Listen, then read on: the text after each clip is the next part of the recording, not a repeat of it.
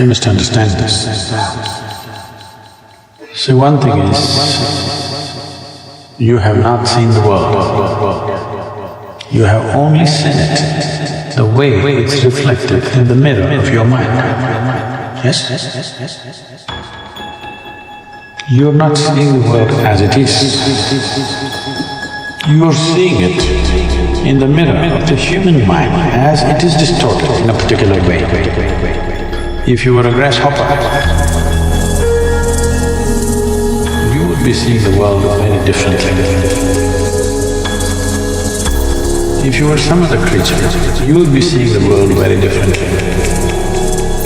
So your mirror is a certain level of prejudice. Among all the creatures,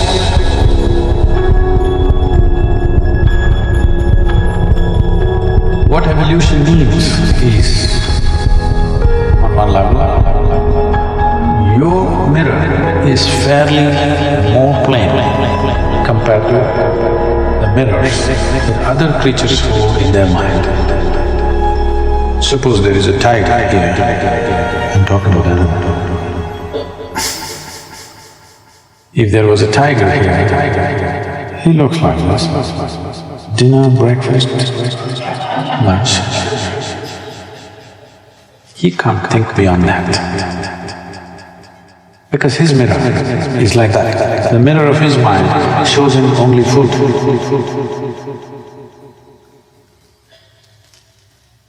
Compared to other creatures, a human being has a better leveled out mirror, but it can get distorted depending upon the varieties of identifications and prejudices we gather with life. If you're very strongly identified with something, then you don't see things as they are. Everything gets distorted in your mind. But if we work upon it, if we polish our mind sufficiently, it could become a plain mirror, where it shows everything as it is. But still, a mirror doesn't really capture anything. If you see an old mirror which is 500 years old or 200 years old, whatever, maybe a million different faces might have been reflected in that mirror, but not a trace of any of those faces remain in the mirror, because a mirror just reflects. Similarly, your mind just reflects what the five sense organs are grasping right now. It reflects everything, not necessarily the way it is, but it reflects everything, except you. You can never come in front of the mirror because you're always behind the mirror. You can never come in the front face of the mirror, you're only in the rear side of the mirror. So what this means is, you never experience the world the way it is, nor did you ever get to experience who is behind the mirror. Entire life goes just seeing many images that come in the mirror which don't leave a trace on it. This is the reason why over 80% of the people, the moment of death, if you watch them carefully, you will see they're bewildered. Because only when it begins, when the moment comes when it's going to be ending the way you know it, suddenly you realize you never lived it. You never got started. Already these guys are saying it's over. You will see people who had strong experiences, not necessarily because of their enlightenment or something. Let's say they had very strong experiences in terms of very powerful situations or events in life, maybe wars and revolutions and extreme situations, even accidents, extreme situations where there was no room to think. There just was a big drama happening. where in many ways the mirror of the mind broke and something more happened, whatever is this, either pleasant or unpleasant, it doesn't matter. You will see only such people will either die in joy or in pain. All others die bewildered. Even if there is physical pain due to some ailment or some bodily state, when that moment comes, you will see this confusion because suddenly you realize the last moment, you never got started and it's getting over. So either you must see the creation as it is, or you must experience the one behind the mirror. If both these things don't happen, all you watch was what are the reflections of the mirror. This is not life. There is no purchase to life. There is no roots to life. It's just passing. The activity of the mind and the activity of the body is the only satisfaction most people have, because they do not know the bliss of their being. So, we don't want to shatter the mirror, we want to keep the mirror, but we want to find a way to slip behind the mirror. So, the simplest and the most stable geometric form is a triangle. Okay. Yeah, put the dog things down. Just close your eyes and just stand facing them. Stand whichever way you want, keep your arms this way, that way, hold that position for some time and stand one pose, something. When he stands like this, I want you to look at his thing, not as a human being, just as geometry.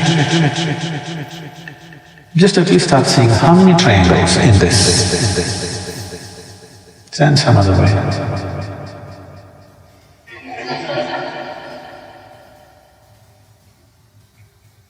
Some other way. I wanted to just keep looking, how many triangles, how many triangles? This simple form of a man standing, how many triangles can you break it into?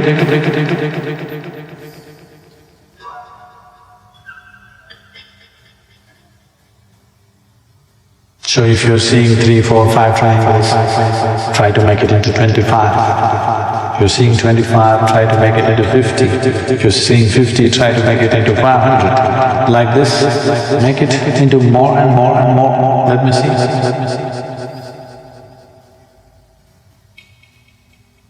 Stand some other one.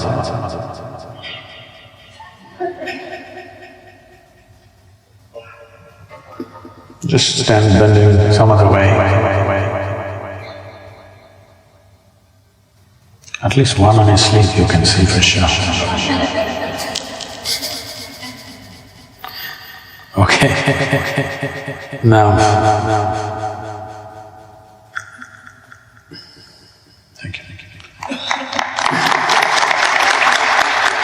What, you like the performance?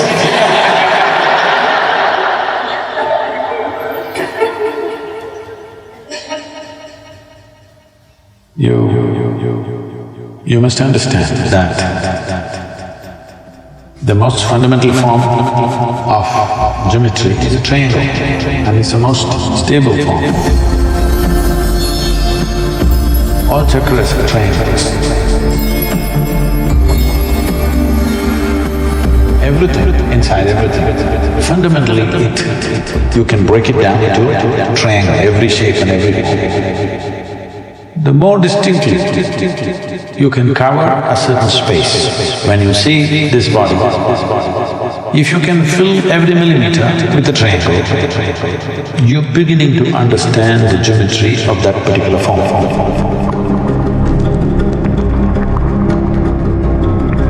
You saw large triangles, you will see some parts of the body will be cut off.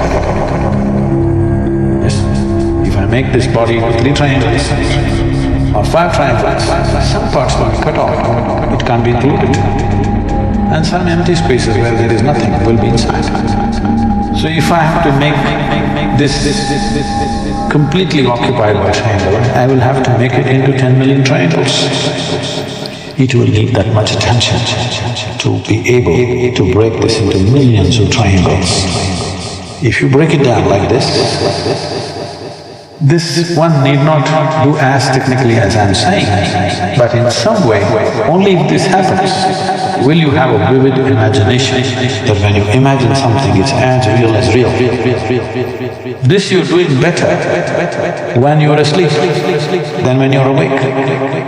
If you see a flower, or a man, or a woman, or an elephant, or a rhinoceros, you see it very clearly in your dream, isn't it? So you're doing better asleep than awake. That's not good. If you drive better when you're sleeping, you're a bad driver. Yes. If you're a better driver when you're sleeping, that means you're a terrible driver when you're awake, isn't it? That's what is happening right now. In sleep, you're able to imagine something very clearly. Geometrically, you've gotten it all right. If you see this person in your dream, she's just the way she is. Sometimes, if you don't like her, she's becoming like this. If you like her very much, she's becoming nice, more nice than she is. That little exaggeration is there, but there's no geometrical struggle. Yes? She doesn't lose her form like this. Right now, if you try to imagine, she loses form. You can't hold the form. That means you're driving better than sleep. Not a good thing. This will take a certain amount of exercising the mind. You may not get to do much in 2 days or 1 day, but if you start this, if you understand how, if you at least understand the process, you can do it anywhere. You can sit in your office, seriously at work, but not working. Not working. If you are sitting somewhere, anything. Now you see this vessel. You can geometrically break it down into a million pieces and put it back. If you exercise your mind like this, it'll become in such a way that you can make it do what you want. Don't get hasty and start asking for this, that, everything. Unfortunately, it may happen, but you will mess yourself up very badly. So, this is not about creating what you want. This is not about having. This is towards being. Can you maintain this discipline? Just because you have some kind of capability, you will not start asking, what is that, $1.2 billion lottery?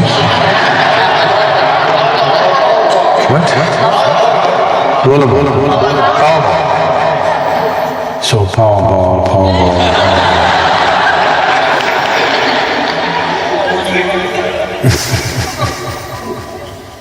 Powerball may happen, but it may roll over you and go away. I'm saying this is not for that kind of purpose. This is to have mastery over the mind so that it will allow you to go behind it. So that you don't spend your entire life just looking at the reflections on the mirror of your mind. You begin to taste life for what it is. Well, we are doing practices already. Shambhavi is a simple and beautiful way to do it.